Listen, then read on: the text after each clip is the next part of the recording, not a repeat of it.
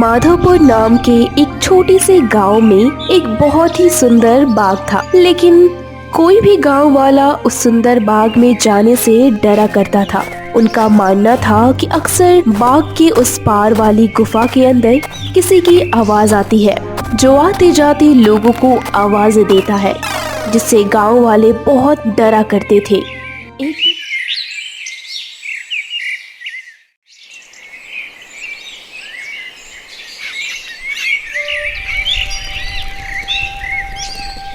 एक दिन गांव के दो युवक खेत पर आपस में बात करते हुए, अरे भाई, कल मैं उस बाग की तरफ गया था। वहाँ फिर से उस जिन की डरावनी आवाजें आ रही थी। क्यों भाई, क्या करने गए थे तुम वहाँ? क्या तुम्हें पता नहीं बाग के पास वाली गुफा में जिन रहता है? अगर वो तुम्हें कहीं कुछ कर देता तो आइंदा फिर उस बाग की तरफ मत जाना। अगले दिन गांव का एक लड़का रिंकू, यार, इस गुफा में से आवाजें कौन देता होगा? मुझे इसके पीछे जरूर कोई राज नजर आता है। रिंकू भैया, जो भी हो, लेकिन गलती से भी उस गुफा के अंदर मत जाना। लेकिन गुफा का रहस्य तो मैं जानकर ही रहूंगा। आखिर सब गांव वाले उस गुफा से डर डर कर कब तक रहेंगे? उसके बाद शाम हो गई। रिंकू और उसका दोस्त अपने अपने घर चले गए।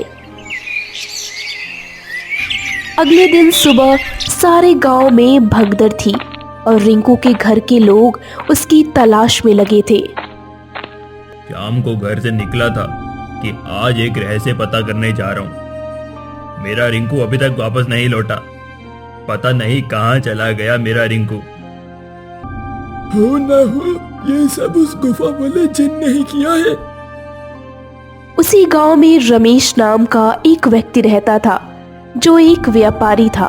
उसकी दो बेटियां थी, कनक और लक्ष्मी। उन दोनों को रंग बिरंगे फूलों का बहुत शौक था। बहुत दिन हो गए हैं, चलो आज हम दोनों गांव के बाग में चलते हैं। न जाने क्यों हमें पिताजी उस बाग में जाने से मना करते हैं। इस पूरे गांव में वही जगह है जहाँ इतने सुंदर सुंदर फूल हैं। हाँ लक्ष्मी, वो बाग सच में बहुत सुंदर है। उस बाग में बहुत सुंदर सुंदर फूल है, लेकिन पिताजी हमें जाने ही नहीं देते। वो कहते हैं बाग के उस पार एक गुफा है जो बहुत ही भयानक है। हमारा जाना वहाँ सही नहीं होगा। और गांव के रिंकू भाई के गायब हो जाने के बाद तो गुफा और भी ज्यादा डरावनी लगने लगी है। अरे कनक, वहाँ कोई जिन नहीं है। गांव वालों ने उसे देखा नहीं, सिर्फ उसकी आवाजें सुनी है। अगर कोई जिन्न होता तो आज तक किसी गांव वाले को दिखाई नहीं देता। वहाँ कुछ भी नहीं है। चलो ठीक है, हम दोनों कल ही बाग में चलेंगे। और क्या पता रिंकू भाई के गायब होने का राज भी पता चल जाए। हम दोनों सुबह चलेंगे, तब तुम खुद ही देख लेना। लेकिन पिताजी हमें नहीं जाने देंगे। लक्ष्मी, कल पिताजी सुबह किसी काम से बाहर शहर जाएंगे। उनके जाते ही हम दोनों बाग में चलेंगे। ठीक है। इसके बाद दोनों बहनें अपने कमरे में जाकर सो जाती है।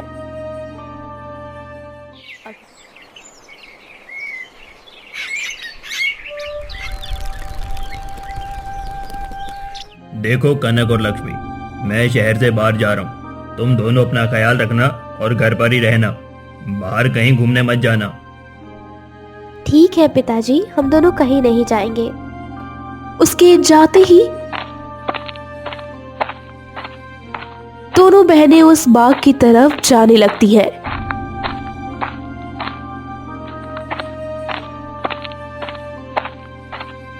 कि तभी एक गांव का आदमी उन्हें देख लेता है और कहता है, अरे लक्ष्मी और कनक बिटिया, तुम इस बाग की तरफ कहाँ जा रही हो? क्या तुम्हें पता नहीं कि उस तरफ एक गुफा है जो बहुत ही डरावनी है? वहाँ से अक्सर किसी जिन की आवाजें आती रहती है। अरे बाबा, हम दोनों बस बाग तक ही जा रहे हैं। हम दोनों बाग से फूल लेके बस अभी वापस आ जाएंगे।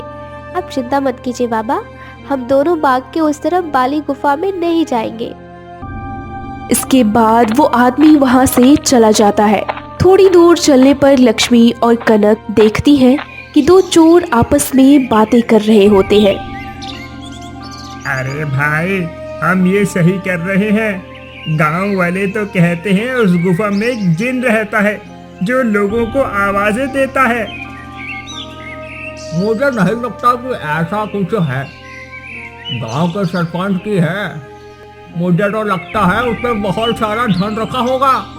ये सब गांव वालों को डराने का बहाना है। चलो आज उस गुफा में चलकर देख ही लेते हैं।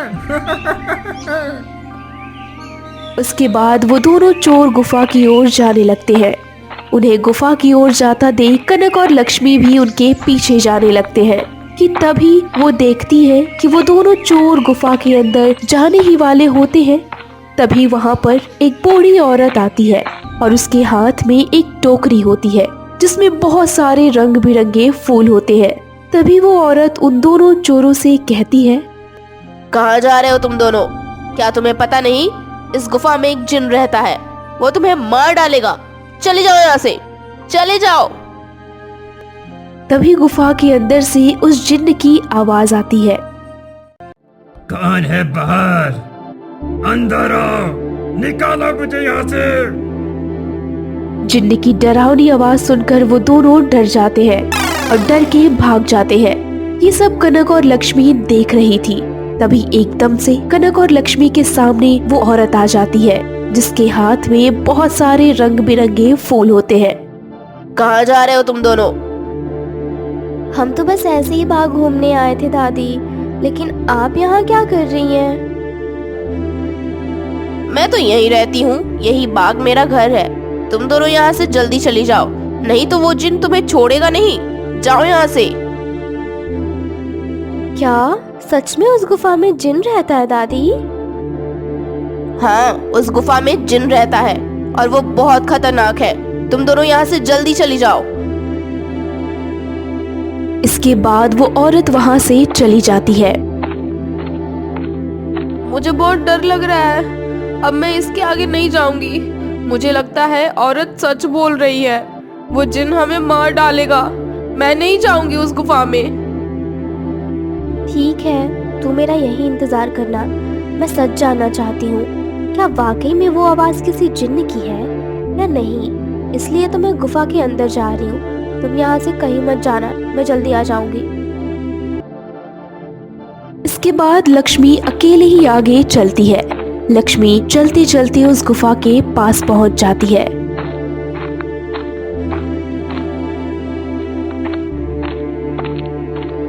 तभी एक आवाज उसे सुनाई देती है जो काफी भयानक होती है। ऐसा लगता है जैसे किसी रोते हुए इंसान की आवाज हो। कोई है? कोई है यहाँ? मुझे यहाँ से बाहर निकालो। मैं यहाँ कई सालों से बंद हूँ। बाहर निकालो मुझे यहाँ से। लक्ष्मी बड़ी हैरानी से पूछती है, कौन हो तुम और मुझे आवाज क्यों लगा रहे हो? बेटी, मैं जिन हूँ। मैं कई सालों से इसी गुफा में बंद हूँ। मेरी सहायता करो बेटी, मेरी बात मानो। मैं तुम्हें कोई नुकसान नहीं पहुंचाऊंगा। तुम मुझे इस गुफा से आजाद कर सकती हो। इसके बाद मैं यहाँ से हमेशा के लिए चला जाऊंगा। मेरी सहायता करो बेटी, मेरी सहायता करो। तभी लक्ष्मी जिन्न से कहती है, क्या सच में तुम यहाँ से चले जाओगे? अगर तुम चले जाओगे तो मैं जरूर तुम्हें आजाद करूंगी। तभी गुफा के गेट खुलते हैं और लक्ष्मी उस गुफा के अंदर चली जाती है। जैसे ही वो अंदर जाती है, एक बहुत बड़ी अजीब सी जानवर की परछाई उसे नजर आती है जो देखने में बहुत ही डरावनी होती है। आओ बेटी, तुम्हारा इस गुफा में स्वागत है। मैं कई सालों से इसमें बंद हूँ। मैं हर दिन इस गुफा के बाहर आते जाते लोगों को आवाज लगाता हूँ। सब गांव वाले डरकर भाग जाते हैं। कोई भी गांव वाला इस गुफा में आने की हिम्मत नहीं कर पाता। लेकिन तुम बहुत ही बहादुर लड़की हो जो इस गुफा में अकेली चली आई हो। क्या तुम जिन हो? लेकिन तुम मुझे दिखाई क्यों नहीं दे रहे हो? क्या तुम किसी को दिखाई नहीं दे सकते? नहीं बेटी, मैं जिन नहीं हूँ। मैं उस जिन की परछाई हूँ। वो जिन तो इस गुफा में कैद खाने में बरसों से कैद है। वो बाहर नहीं आ सकता। मैं उसकी परछाई हूँ। तो परछाई, तुम मुझे ये बताओ कि वो जिन्न इस गुफा में कैद क्यों है? क्या जिन्न के इस गुफा से आवाज आने का कोई रास्ता नहीं है? रास्ता है बेटी, और तुम उस रास्ते तक पहुंच सकती हो, लेकिन इसके लिए तुम्हें इस गुफा के तहखाने में जिन के पास जाना होगा। वही जिन तुम्हें उसकी मुक्ति का राज बताएगा। उसके बाद जैसे ही लक्ष्मी तहखाने के अंदर जाती है तो उसे आग जलती हुई दिखाई देती है। लक्ष्मी आग के पास जाती है और कहती है, हे जिन, मैं तुम्हारी यहाँ मदद करने के लिए आई हूँ। क्या तुम मुझे सुन सकते हो? मैं तुम्हारा ही इंतजार कर रहा हूँ बेटी। मैं जानता हूँ कि तुम ही मुझे इस गुफा से मुक्ति दिला सकती हो। तुम्हारा इस गुफा में स्वागत है बेटी। तुम बहुत ही बहादुर हो जो इस गुफा में आए हो। मैं यहाँ कई सालों से बंद हूँ। मेरे सामने आओ जिन, मैं तुम्हें देखना चाहती हूँ। कि तभी अचानक से जिन्न उसके सामने आता है, जो बहुत ही डरावना होता है। भयानक सा दिखने वाला सर पर एक लंबी चोटी होती है जो काफी बड़ी होती है। लक्ष्मी के सामने वो आता है तो उसे देखकर लक्ष्मी डर जाती है। तुम डरो मत बेटी, मैं तुम्हें कुछ नहीं करूँगा। मैं जानता हूँ कि तुम मुझे यहाँ से आजाद करने आई हो, लेकिन मुझे आजाद करना इतना आसान नहीं है। जिन, मैं तुम्हें आजाद कैसे कर सकती हूँ? और तुम यहाँ कैद कैसे हो गए? बेटी, यहाँ एक औरत रहती है। वो बहुत ही गरीब थी। वो गुफा के बाहर वाले बाग से फूल तोड़ा करती थी और उन्हें अपने साथ रखा करती थी। एक दिन बाग के सारे फूल तोड़ लिए और सभी फूलों को इस गुफा में लेकर आ गए। उन्हीं फूलों के बीच एक रहस्यमय फूल था जो बहुत ही चमकदार था, और जिस पर मेरी नजर थी वो फूल मेरी उम्र 100 साल और बढ़ा सकता था। लेकिन मैं उस फूल को तब तक नहीं छू सकता था जब तक कोई इंसान उस फूल को तोड़ ना ले। एक दिन वो औरत चमकदार फूल को उसके पेड़ से तोड़कर इस गुफा में ले आई। जब मैंने देखा तो मैं उसके पीछे इसी गुफा में आ गया और मैंने उससे कहा कि हे औरत, तुम जो बाग से सबसे सुंदर और चमकदार फूल तोड़कर लाए हो वो मुझे दे दो। इसके बदले में तुम जो भी 2 इच्छाएं मांगोगी वो इच्छाएं मैं पूरी कर दूंगा। वो औरत मुझे फूल तो दे देती है और उस फूल से मेरी उम्र 100 साल बढ़ गई, लेकिन उस औरत को दिए गए वरदान की वजह से मैं यहीं कैद हो गया। तब से मैं इस तहखाने में कैद हूँ। हे जिन, क्या मुझसे पहले आपको किसी ने यहाँ से निकालने की कोशिश नहीं की? हाँ बेटी, इससे पहले गांव के एक लड़के ने मुझे आजाद करने की हिम्मत दिखाई थी, लेकिन जैसे ही वो लड़का उस चमत्कारी फूल को लेकर गुफा में आ ही रहा था, तभी उस औरत ने उसको मौत के घाट उतार दिया और सारे गांव में बात फैल गई कि मैंने उसको गायब कर दिया है।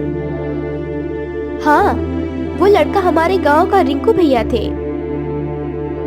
उसको उसी औरत ने मारा है बेटी। मैं आपको यहाँ से आजाद जरूर करवाऊंगी, लेकिन मुझे आजाद करने के लिए क्या करना होगा? बेटी, तुम्हें उसी बाग में जाना होगा। बाग में ही उस औरत की झोंपड़ी दिखेगी। उस औरत की टोकरी वाले फूलों में ही एक चमकदार और बहुत सुंदर फूल होगा। मेरी आजादी का राज उसी फूल में ही है। लेकिन ध्यान रखना बेटी, उस औरत की झोंपड़ी में कोई नहीं जा सकता है। जब वो सो रही हो तभी तुम्हें उस झोंपड़ी में जाना होगा। और उसके फूलों की टोकरी में से सबसे सुंदर और चमकदार फूल लेकर आना होगा। उसी फूल में तुम्हें मेरी आजादी का राज मिलेगा। लेकिन तुम्हें यह काम बड़ी समझदारी से करना होगा। अगर उस औरत को पता चल गया तो वो तुम्हें जिंदा नहीं छोड़ेगी। ठीक है जिन, मैं तुम्हारे लिए उस चमकदार फूल को जरूर लेकर आऊंगी। मैं तुम्हारा इंतजार करूंगा बेटी। इसके बाद लक्ष्मी वहां से भाग जाती है। वो उस औरत की झोपड़ी के पास पहुंचकर इधर उधर देखती है। उसे झोपड़ी के पास कोई नजर नहीं आता। फिर वो झोपड़ी के अंदर चली जाती है। लक्ष्मी अंदर जाकर देखती है, उसे झोपड़ी के अंदर बहुत सारे फूल रखे दिखाई देते हैं। तभी अचानक लक्ष्मी देखती है कि वही औरत अपनी झोपड़ी की तरफ आ रही है। औरत को देखकर लक्ष्मी छुप जाती है। उस औरत के हाथ में एक टोकरी होती है जिसमें बहुत सारे फूल रखे होते हैं। वो औरत अपनी टोकरी एक टेबल पर रख देती है और फिर बाहर चली जाती है। ये देखकर लक्ष्मी थोड़ी देर बाद बाहर आती है। उन फूलों को टोकरी में से सबसे सुंदर और चमकता फूल देखती है। लगता है ये वही चमकदार फूल है जिसके बारे में वो जिन बात कर रहा था। तभी एकदम से औरत झोपड़ी में आ जाती है। रुको लड़की, तुम मेरा ये जादुई फूल लेकर कहाँ जा रही हो? मुझे मेरा फूल वापस करो, वरना मैं तुम्हें यहाँ से जाने नहीं दूंगी। मुझे इस फूल को ले जाने दो दादी। मैं इस फूल को उस गुफा में कैद जिन को आजाद करना चाहती हूँ, ताकि हमारे सारे गांव के लोग बिना डरे इस बाग में आ सके। क्या कहा? दुष्ट लड़की, तुम मेरी कई सालों की मेहनत पर पानी फेर देना चाहती हो? उस जिन के आजाद होते ही सब गांव वाले मुझे इस बाग से निकाल देंगे। नहीं नहीं, मैं ऐसा नहीं होने दूंगी। मुझे चमकदार फूल वापस करो। ये सुनकर लक्ष्मी वहां से भागने लगती है। लक्ष्मी भागते भागते उस गुफा में पहुंच जाती है। जैसे ही वो गुफा में पहुंचती है तो भागती हुई वो जादुई फूल उसके हाथ से नीचे गिर जाता है, जिसके गिरते ही वो फूल एक चमकदार चाबी में बदल जाता है। ये देखकर लक्ष्मी हैरान हो जाती है। तभी वो औरत वहाँ पर आ जाती है और कहती है, ये तुमने क्या किया दुष्ट लड़की? इस जादुई फूल को नीचे गिरा दिया और अब इस चाबी से उस जिन को आजाद कर दोगी। मैं ऐसा नहीं होने दूंगी। मैं तुम्हें मार डालूंगी। वो औरत लक्ष्मी को मारने के लिए आगे बढ़ती है। तभी उस औरत का पैर उस जादुई चाबी के ऊपर पड़ जाता है और अचानक से वो औरत आग में जलने लगती है, जिसे देख लक्ष्मी हैरान हो जाती है। तभी लक्ष्मी को एक आवाज सुनाई देती है जो उस जिन की परछाई की होती है। डरो मत बहादुर बेटी, इस लालची औरत को इसके किए की सजा मिल चुकी है।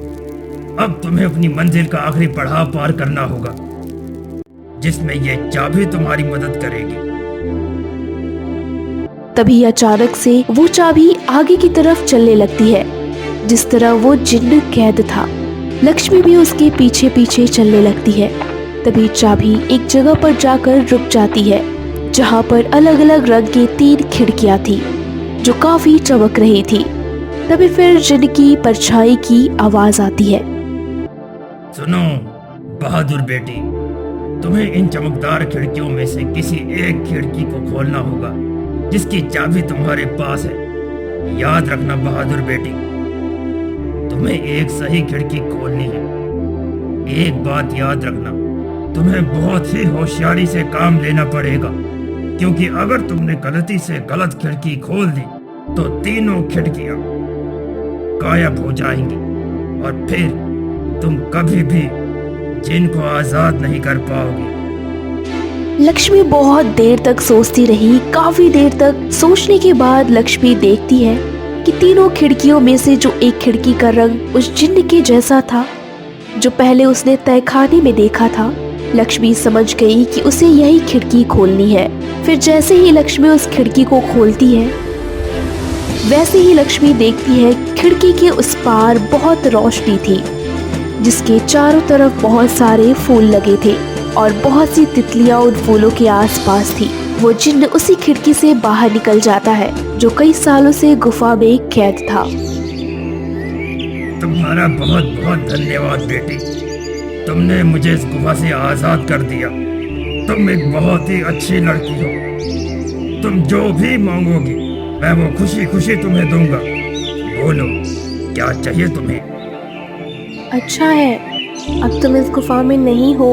अब सब गांव वाले यहाँ आ सकेंगे और मैं और मेरी बहन भी अब बाग में आ सकेंगी। हाँ बहादुर बेटी, अब किसी को भी डरने की कोई जरूरत नहीं। अब मैं इस गुफा से बाहर आ गया हूँ। अब मैं किसी को आवाजें नहीं दूंगा। तुम जब चाहो यहाँ आ सकती हो। तुम्हारी ही वजह से मैं आजाद हो पाया हूँ। तुम मुझसे जो भी मांगोगी मैं तुम्हें वही दूंगा। बोलो क्या इच्छा है तुम्हारी? मेरी इच्छा पूरी करना चाहते हो तो गुफा के सामने वाले बाग से मुझे बहुत प्यार है। इसमें रंग बिरंगे फूल मुझे बहुत पसंद है। मैं चाहती हूँ कि ये बाग हमेशा ऐसे ही हरा भरा रहे, इसके फूल कभी ना मुरझाएं। तुम्हारी ये इच्छा मैं जरूर पूरी करूंगा। अब ये बाग हमेशा यूं ही हरा भरा रहेगा, कभी भी फूल नहीं मुरझाएंगे। तुम अब जब भी इस बाग में आओगी तुम्हें हमेशा ये बाग हरा भरा मिलेगा। अच्छा, अब मैं हमेशा के लिए यहाँ से जा रहा हूँ। लक्ष्मी गुफा से बाहर आई तो उसने देखा कि सब गांव वाले रमेश और कनक भी बाहर खड़े हुए थे। आ गई बेटी वापस।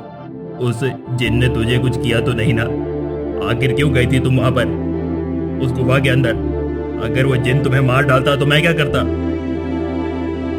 अरे पिताजी, मैं बिल्कुल ठीक हूँ। अब अंदर कोई जिन नहीं है। इस गुफा के अंदर जो जिन्न था अब वो हमेशा के लिए इस गुफा से चला गया है। अब आप सभी को डरने की कोई जरूरत नहीं है। अब कोई भी यहाँ नहीं आ सकता है। ये कहकर लक्ष्मी ने सारी घटना गांव वालों को बताई। ये सब सुनकर गांव वाले बहुत खुश होते हैं और लक्ष्मी से कहते हैं, तुम तो सचमुच में बहुत बहादुर हो बेटी। तुम्हारी वजह से ही अब वो जिन इस गुफा से आजाद हो गया है। अब हम गांव वालों को डरने की कोई जरूरत नहीं है।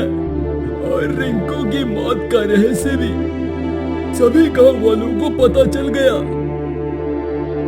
इसके बाद गांव वाले बिना डरे हंसी खुशी गांव में रहने लगते हैं।